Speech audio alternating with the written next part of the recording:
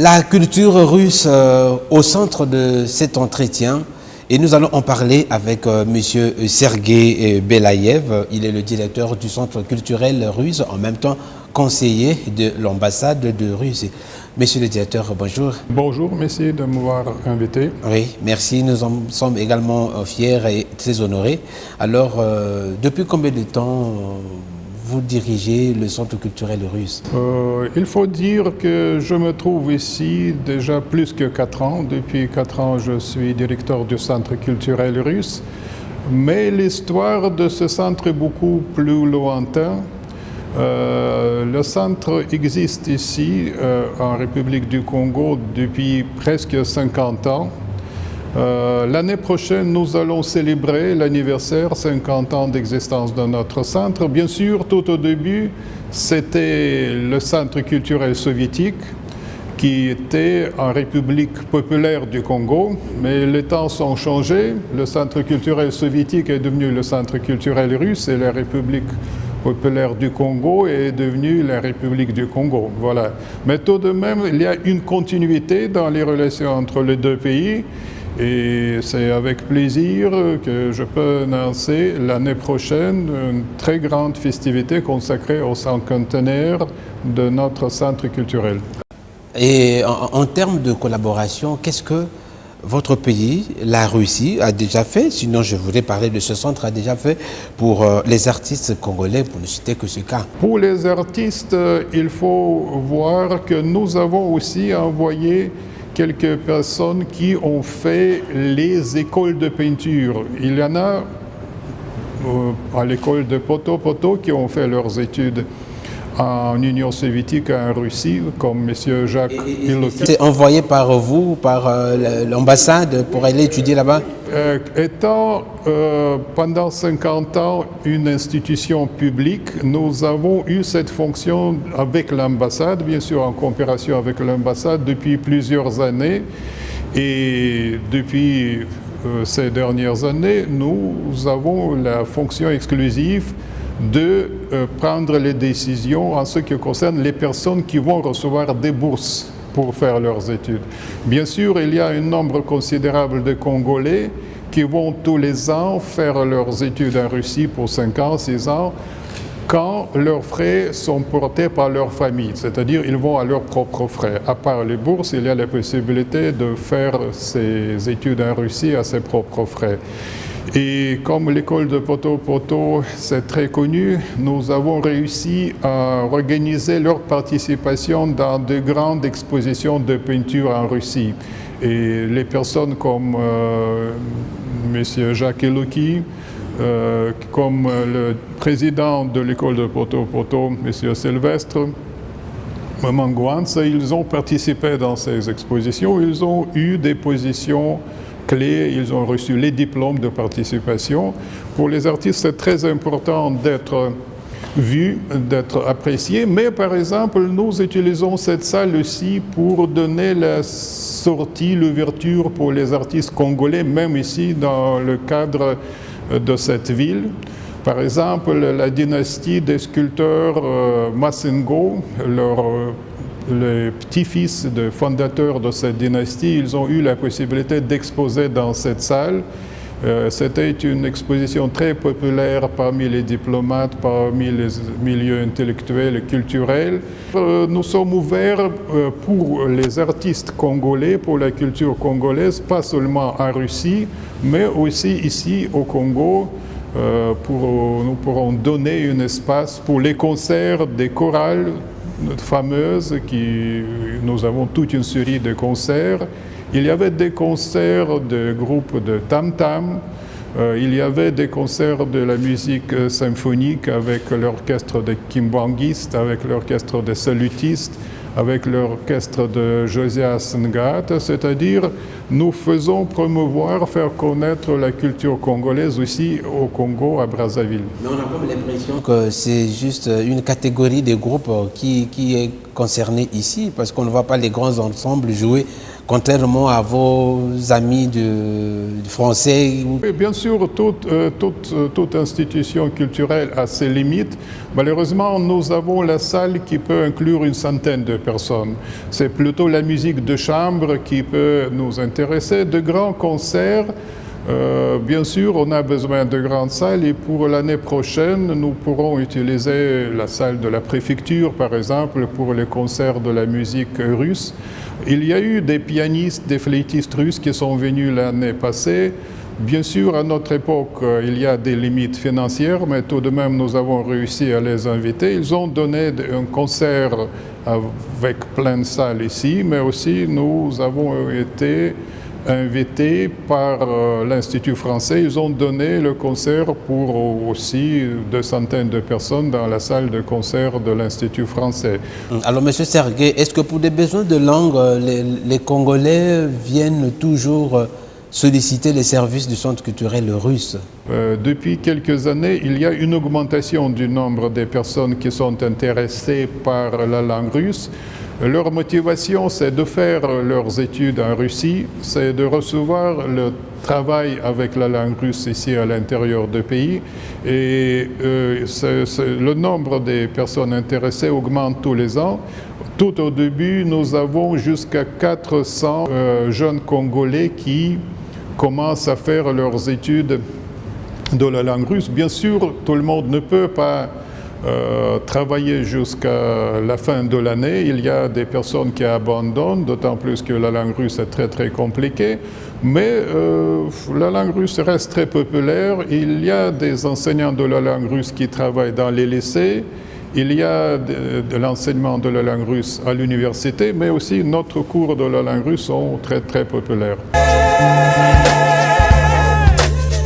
Nous avons parlé un peu des missions du Centre culturel russe, et ce sont ses impacts aussi. Mais parlez-nous un peu de la culture de chez vous. Je voudrais parler un peu de la gastronomie. Qu'est-ce que les Russes aiment manger et quels sont les plats préférés des Russes dans les ménages ou même dans les bistrots? Oui, la culture russe sans doute ne se limite pas seulement à la gastronomie. La culture russe est très riche. On peut parler de la littérature russe, de la musique russe, de la peinture russe. La science russe est aussi très connue. Ce sont des sciences sociales, humanitaires, avec les philosophes très connus, mais aussi ce sont des sciences exactes, précises, qui ont donné beaucoup de personnalités éminentes. Mais bien sûr, la culture inclut des traditions et des coutumes comme la gastronomie. Bien sûr, je ne peux pas donner des recettes ici de la gastronomie, mais... Parce que moi, si vous me demandez, vous, Congolais, qu'est-ce que vous avez mangé, je vous dirai tout de suite que nous, le sakasaka, le haricot, la pâte d'arachide, ça fait partie des aliments de base de chez nous. C'est des repères pour nous. Est-ce que chez vous, c'est le cas? Oui, bien sûr. Il y a des plats traditionnels qui sont connus surtout par les Congolais qui ont fait leurs études en Russie, en Union soviétique. Très souvent, ils amènent ces traditions, ces coutumes. Nous invitons parfois les étudiants qui ont fait leurs études en Asie centrale pour manger le plat qui s'appelle plov, qui est fait sur la base du riz. Tous les Congolais qui viennent ici, ils mangent avec plaisir, soi-disant borsch. Ça, c'est le potage qui est fait sur la base des légumes. Il y a d'autres plats comme kasha, de différents types de kasha qui sont très connus, qui sont aimés par les Congolais. Mais ici, il y a une demande pour la gastronomie russe. Il y a un restaurant russe qui s'appelle Esperanza, c'est l'espoir un peu, qui est spécialisé en plats russes. Et une fois, nous aurons la possibilité peut-être de dîner dans ce restaurant. Et justement, c'est la question que je devais vous poser. Est-ce que ça vous arrive, peut-être, ça vous est déjà arrivé une fois, ou ça vous tenterait peut-être de solliciter ces anciens étudiants congolais là-bas pour partager encore ces fameux repas ensemble en guise de se souvenir encore? Oui, bien sûr. Non, mais nous, entre notre fonction, c'est aussi la fonction des relations avec les diplômés des universités soviétiques et russes. Et nous avons des rencontres régulières. Il y a des associations des diplômés soviétiques et russes. Il y a un club des diplômés russes de ces dernières années. Et nous les invitons aussi pour les rafraîchissements, pour les buffets, pour les repas. Et très souvent, ce sont des plats nationaux russes ou bien d'autres républiques de l'ancienne URSS ou bien d'autres républiques de la Russie qui sont servis. Ça, c'est connu et ça, c'est très demandé. Est-ce que vous pouvez nous citer un ou deux noms des grands cuisiniers russes que vous connaissez? Vous savez, les cuisiniers russes, je ne peux pas dire maintenant sur place, sur le spot, les noms des cuisiniers russes, mais cette tradition a existé sans doute avant la Révolution. Il y avait des cuisiniers du tsar qui étaient un peu chefs de mode dans la cuisine, dans la gastronomie russe. Mais bien sûr, maintenant, il y a la renaissance de cette tradition de la gastronomie. La cuisine russe devient beaucoup plus cosmopolite, mais tout de même, les traditions de la gastronomie russe sont sauvegardées et maintenant, on voit aussi la renaissance de la cuisine traditionnelle historique. Alors, mais quelle est la politique justement de la Russie dans les centres culturels russes? Les centres culturels existent dans 83 pays. Il y en a 7 au moins pays qui ont des centres culturels russes en Afrique. Le sens de l'existence de ces centres culturels, ça c'est justement la propagation de la culture, de la littérature, de la langue russe. C'est le développement des relations avec les milieux intellectuels. Alors, monsieur le conseiller, avec l'expansion de la langue anglaise qui envahit pratiquement le monde, qui domine le monde, d'ailleurs dans le monde des business, il y a également le chinois aussi, hein, qui bat son record, qui s'impose également. Il y a l'espagnol. Est-ce qu'aujourd'hui, vous pensez que la langue russe a encore sa place? Je ne vois pas ici de problème de concurrence. Ça, c'est bon, toutes les langues, elles ont leur place. Beaucoup de choses sont déterminées par leur situation économique, financière, politique. Et sur ce plan, il faut voir que toutes les langues, tous les pays, tous les peuples, ils ont leur place dans l'histoire. Et ça, et même des petits peuples avec des langues qui ne sont pas très populaires, ils ont aussi une richesse de culture, ils ont aussi leur héritage qui doit être sauvegardé et protégé. Alors, tout au début de cette émission, j'ai dit que la culture russe sera au cœur de cet entretien. Puisque nous parlons de la culture, dans cette culture, c'est une culture qui est très diversifiée. Alors, parlez-nous un peu de la musique de chez vous. C'est quelle qualité de musique qui est jouée là-bas? Oui, mais pour la musique, il y a des traditions ancestrales qui sont déterminées par le fait que les chants populaires, folkloriques, sont très, très populaires en Russie. Mais aussi l'influence de l'Église orthodoxe a joué son rôle. Les paroisses, les églises, ils ont normalement leur chœur qui accompagne leur service liturgique. Sur ce plan, c'était aussi une tradition qui est enracinée historiquement dans la culture du peuple russe. Le fleurissement de la musique culturelle en Russie commençait au XIXe siècle avec la musique classique, qui était sans doute influencée par la musique occidentale, mais qui a donné aussi des aspects nationaux spécifiques, surtout à la fin du XIXe siècle. C'est à cette époque-là où les noms de compositeurs comme Tchaïkovski, comme Rimsky-Korsakov, comme Taneyev sont devenus connus. Ce sont des noms qui sont mondialement connus. Par exemple, le Lac des Cygnes de Tchaïkovski, ça s'est joué à travers le monde. Il me semble, d'après les statistiques, Tchaïkovski est le compositeur russe qui est le plus joué. Pas seulement le compositeur, mais en général le compositeur qui est le plus joué dans le monde par les interprètes, par les solistes, par les orchestres. Ici, au Congo, nous réjouissons d'avoir la culture musicale africaine qui est en plein épuisement, mais qui a donné déjà des écoles très connues de musique comme le jazz qui est venu aux États-Unis et puis en Europe de l'Afrique, comme reggae qui est très populaire à travers le monde, comme spirituals et gospels qui sont aussi chantés à travers le monde. Bon, même les choses, les tendances musicales des jeunes comme reggae, comme rap par exemple, ou bien comme slam, ce sont L'âme R&B, voilà, cette nouvelle tendance de la jeunesse. Qui viennent de l'Afrique, c'est-à-dire nous réjouissons que nous avons la possibilité de connaître la musique africaine qui est vraiment un très grand héritage mondial, pas seulement de l'Afrique. Mais est-ce que ce mouvement de musique, ce genre de musique est un peu joué également chez vous, exécuté chez vous aussi? Toutes les branches, tous les genres musicaux sont connus en Russie. Les jeunes s'intéressent au même type de musique qu'à travers le monde.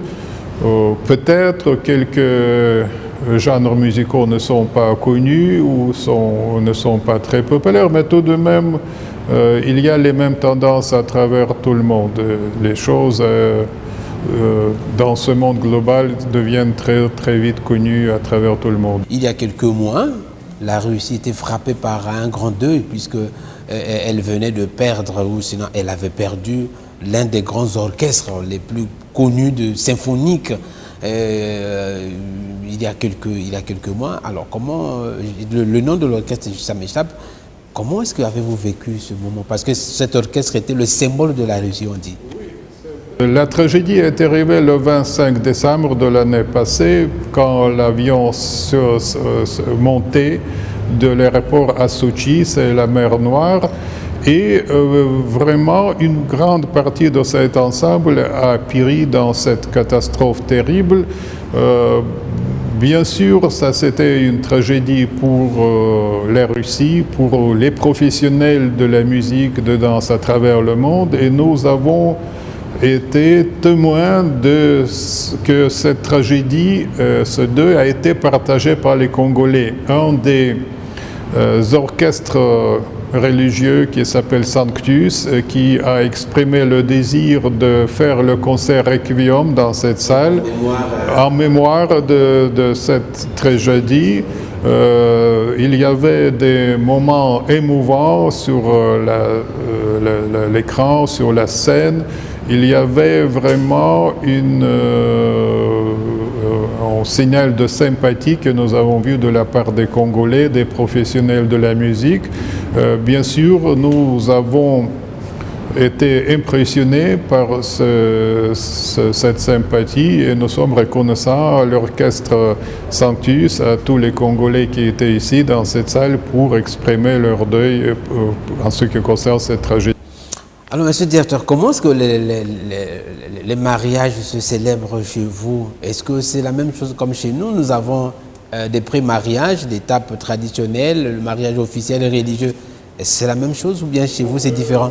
Il faut dire que vraiment j'ai eu la possibilité de voir les mariages ici au Congo, y compris les mariages traditionnels.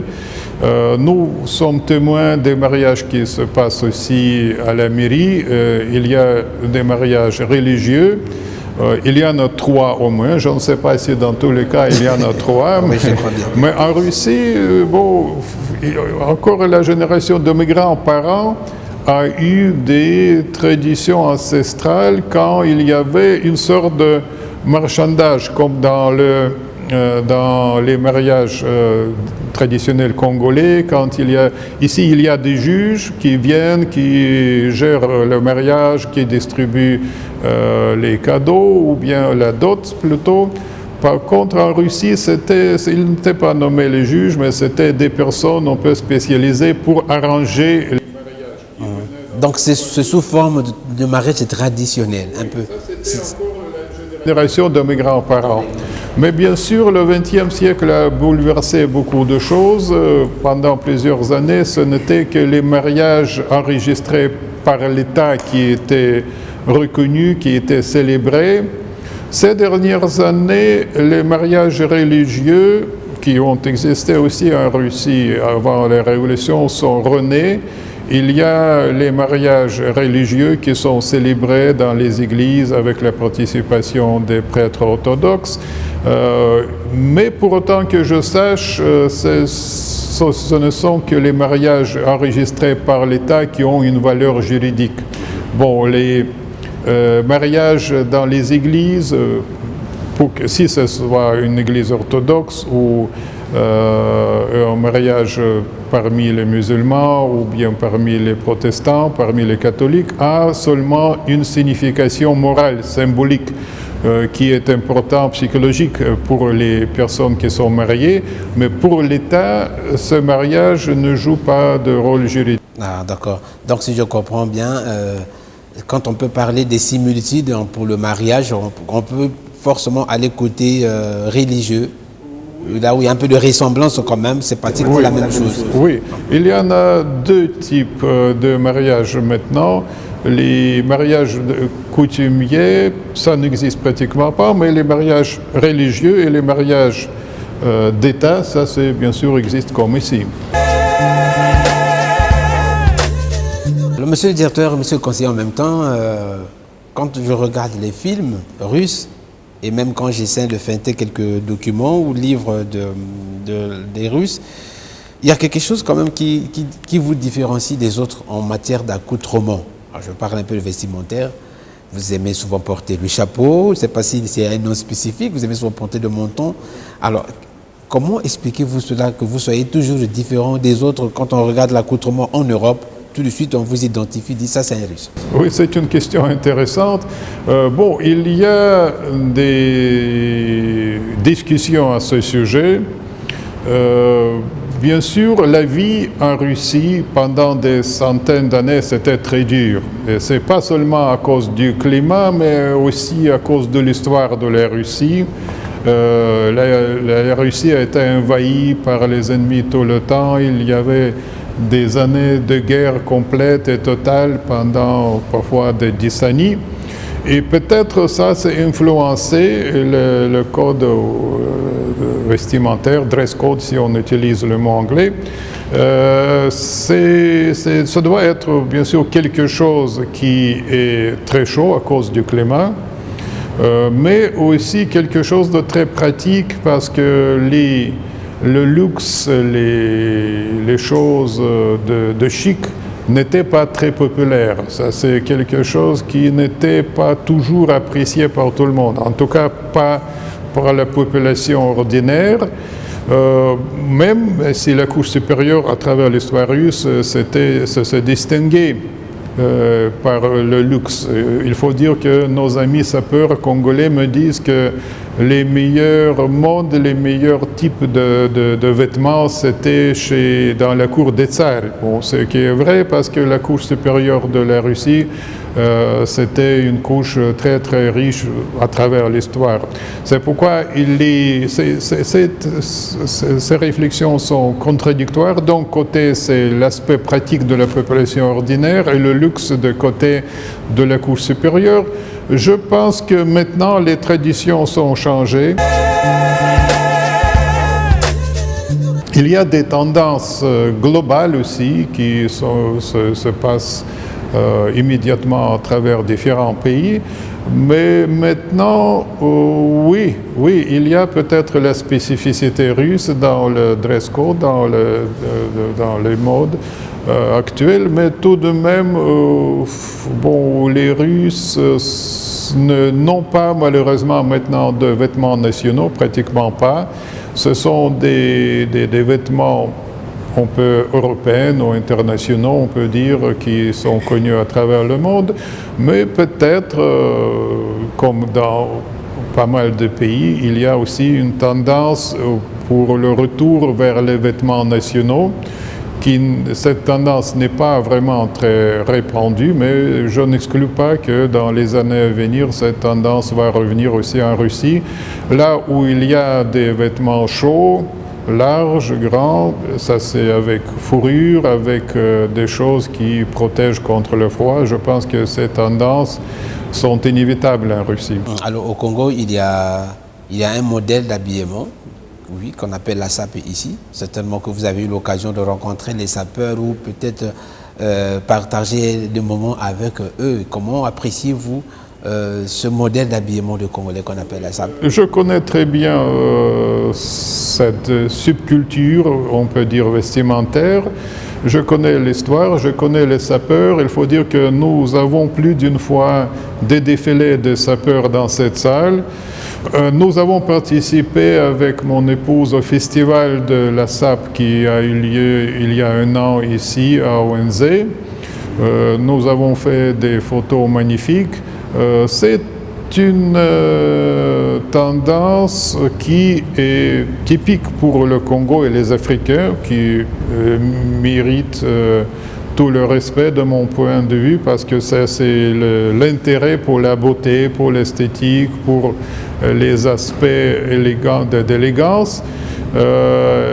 Bien sûr, ça c'est quelque chose qui peut déranger les familles. Je pense que les familles peuvent souffrir, mais cette tendance, ce phénomène est connu aussi en Russie. On peut trouver des similitudes, mais aussi il y a des Russes qui se sont intéressés à cette subculture congolaise. Nous avons eu ici une dame qui s'appelle Natasha Kadyrova, qui est cinéaste russe, qui est directrice du film, qui est venue et qui a fait un film qui est sorti sur l'écran de la chaîne russe qui s'appelle Russia Today, Russie aujourd'hui, qui a été montré aussi dans cette salle avec les sapeurs très connus, avec numéro 1 de la SAP, bien que sans doute plusieurs sapeurs voudraient être numéro 1, mais ça c'est un des sapeurs qui a une reconnaissance internationale, M. Maxime, qui fait son voyage au Japon, qui a une école de SAP ici. Il a été le héros principal de ce film, c'était le film documentaire. Et ce film a été très demandé en Russie, il a été traduit en d'autres langues, il a été montré aussi ici au Congo dans notre salle. C'est-à-dire, je connais bien les sapeurs et on reste de bons amis avec quelques groupes, quelques équipes de sapeurs. D'accord. Alors, nous allons parler un peu de l'influence de vos symboles en Russie. La Tour Eiffel, en France, par exemple, attire de plus en plus les visiteurs. Pareil pour les pyramides d'Égypte et la Statue de la Liberté aux États-Unis. Alors concrètement, quels sont les symboles phares qui font l'histoire en Russie? Merci de cette question.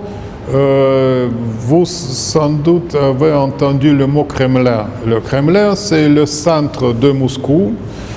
C'est la place où travaille la présidence russe, où se trouve une partie du gouvernement, où travaille aussi une partie des organes législatifs. C'est une forteresse historique qui a eu aussi résidence des tsars pour quelques centaines d'années, mais qui est restée résidence aussi des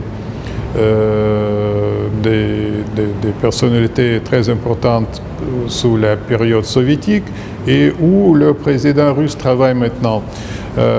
Cette forteresse inclut un grand mur, ce qui s'appelle le mur de Kremlin, qui inclut quelques cathédrales, quelques bâtiments de service historiques, mais aussi plus modernes, plus contemporains. Je pense que ça, cet endroit qui est le symbole de la Russie, mais aussi c'est la place rouge qui est à côté du Kremlin, où est l'endroit où les événements historiques de la Russie passent normalement. Sur la place rouge, il y a la cathédrale Saint-Basile qui est très connue à travers différentes images, photos, films, les livres. Ça, c'est une église russe avec plusieurs coupole multicolore qui est très souvent reproduit par les touristes qui se trouve sur la place Russe, c'est-à-dire c'est tout un complexe qui se trouve au centre de Moscou qui peut être considéré comme symbole de Russie. Il y a sans doute aussi à l'intérieur du Kremlin des musées, entre autres le musée qui s'appelle Armoirie, qui recueille, collecte toutes les richesses des siècles précédents.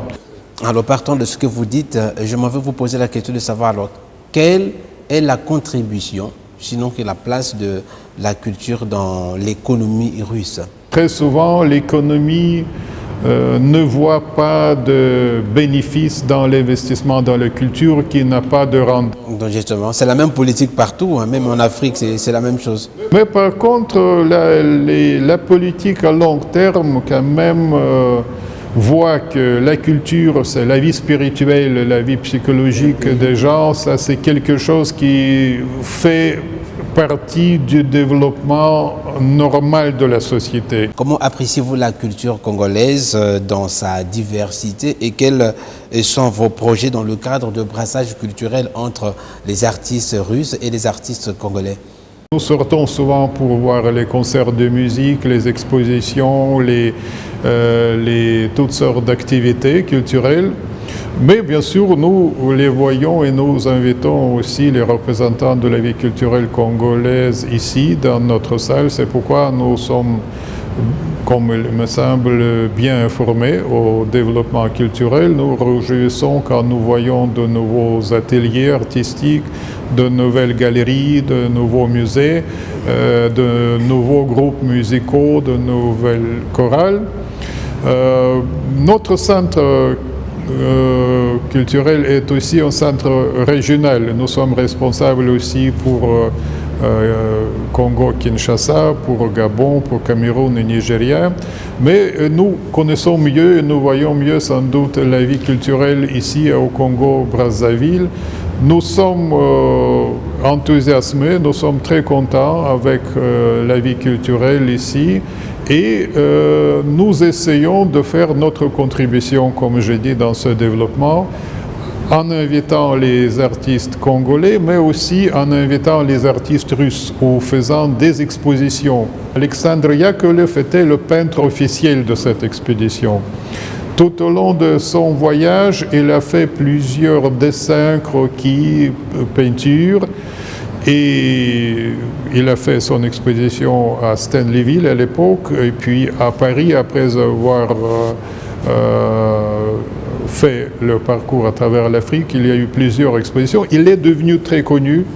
C'est un peintre très apprécié. Malheureusement, il était mort dans les années 30, mais sa contribution dans le métissage des cultures, c'est que avec ces centaines de dessins, peintures, croquis, il a fait connaître l'Afrique en Europe. C'est un Russe qui s'est implanté en Afrique du Sud, pour l'Afrique. Monsieur le directeur, je ne vous coupe pas, je ne coupe pas, mais justement, je voudrais juste qu'on garde un peu l'esprit là. Mais comment est-ce que la Russie compte apporter, valoriser cet héritage que votre peintre a laissé au niveau de l'Afrique du Sud? Justement, je pense que cet héritage est important pour l'Afrique parce que ça donne une vision de l'Afrique, des pays africains, des Africains, par l'intermédiaire des peintres russes, mais aussi ça c'est quelque chose qui est très important pour les Russes de connaître l'Afrique. Malheureusement, l'Afrique reste méconnue, mais avec cette peinture, les Russes qui regardent les expositions de ces peintres, ils apprennent l'Afrique, ils étudient l'Afrique. Le dernier exemple que je voudrais citer, c'est le nom du peintre qui s'appelle Zagorski, Kazimir Zagorski. C'est une personne qui était née en Russie, d'origine polonaise, mais qui était sujet russe avant la Révolution. L'année 1924, il s'est retrouvé à Léopoldsville, à la capitale qui est en face de Brazzaville. Il a ouvert son atelier de photos Et il est devenu le meilleur photographe de cette région avec les photos ethnographiques. Ensemble, nous allons organiser l'exposition de ces photos, ou au moins des copies de ces photos, des années 20-30.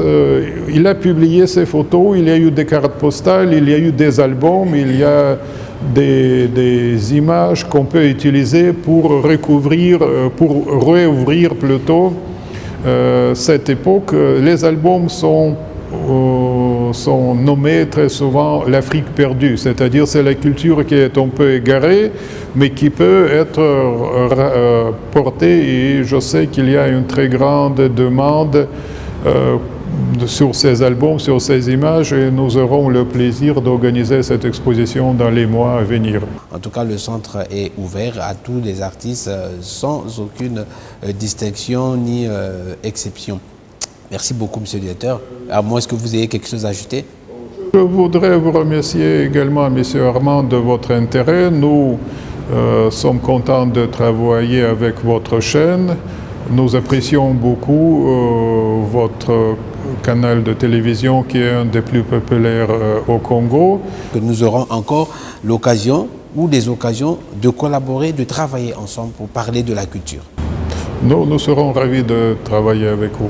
Merci beaucoup. Merci beaucoup. Voilà, c'est donc la fin de cette émission et merci de l'avoir suivi. Je remercie cette équipe technique qui a réalisé ce numéro, David Gomez et Eric Gomez, le réalisateur. Je dis grand merci aussi au directeur général du groupe DRTV, Paul Soni Benga, comme on dit, le doyen, le Yaya Balé, et puis il y a madame Yolène Yot qui est la conseillère de l'émission. Et je n'oublie pas aussi nos chers téléspectateurs qui sont les partenaires d'office de DRTV, surtout de l'émission Culture sans frontières. Merci de nous avoir suivis. Au revoir et on se retrouve à la prochaine fois. Merci beaucoup. Monsieur le directeur, mais je vous... Merci. C'était le plaisir. Merci, à moi aussi.